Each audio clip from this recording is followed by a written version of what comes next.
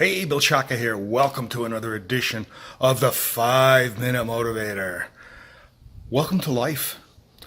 You know, ladies and gentlemen, before we actually begin the 5-Minute Motivator today, how many of us have actually taken just a moment to be grateful for the fact that we're alive and that we are moving our personal agendas forward? Maybe now might be a good time to do that. Let's take a few seconds and just be silent and be grateful for life.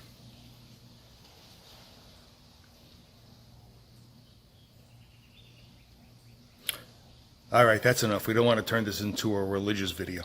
Anyway, I'm hoping that you took those few seconds just to think for a moment about how wonderful life is. Yeah, you know what? We all have problems. We all have issues going on. But the fact of the matter is that we are alive and able to handle those issues. And that's really a positive thing. That's something to be grateful for. To whoever you decide to be grateful to, that's your choice. But gratitude is really important. I'm going to talk more about that in subsequent editions of the 5-Minute Motivator. Okay, I'm actually going to talk about some human resource issues today, not necessarily personal motivation, but I've been getting some emails on a webinar that I did, oh my goodness, it must have been about a year and a half ago, on dynamic onboarding, how to actually create a positive onboarding program. And this is a little bit different. If you Google or try to do an internet search on onboarding, you're going to come up with some pretty pragmatic articles about the difference between onboarding and employee orientation. And you're going to see certain steps that you should take. And all that's fine. What I'm talking about here is the culture of onboarding and how to go about that process. Let me begin by this proposition, by stating this proposition. An employee is never more motivated in their job than they are on the first day.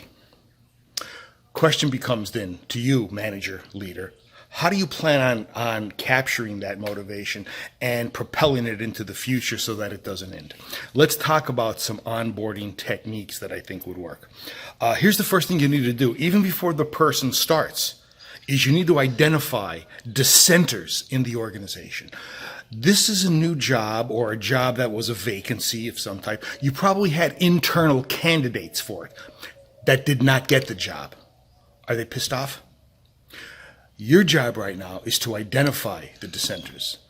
Let them know why they didn't get the position. Let them know if they are eligible for other positions in the future. And then keep an eye on them to make sure that they are not, in fact, subverting the success of the new person. It's extremely important. Nothing is more demotivating than a new individual coming in and other individuals kind of being hoity-toity about how much they know and not willing to share. Okay, so identify the dissenters in the organization, especially those who may have applied for the position, and see what you can do to change that. Here's something else you can do. Number 2, train the new person on expanding a positive culture in the organization. Talk to them about the power of your culture. Now, you might say, well, wait a minute, our culture here really sucks. Begin changing it with you and with the new onboarding procedure. That's how you begin to change culture. Culture is not cast in stone. It's malleable. It can change instantly. Or not instantly, but at least it can change. And you have the ability to do that. So train the individual on the cultural aspects of your organization. Also, train the individual in terms of a climate of motivation. Help them to motivate themselves. Teach them that all motivation is self-motivation and what they can do to create a climate of motivation in their particular workspace. What a tremendous onboarding process that is. Normally that's not done. It's very stifling. It's kind of rigid. Here you are talking about culture. Here you are talking about motivation. And it could be it could have some very, very positive impact. And then at that point, get into specific responsibilities as they relate to culture and motivation.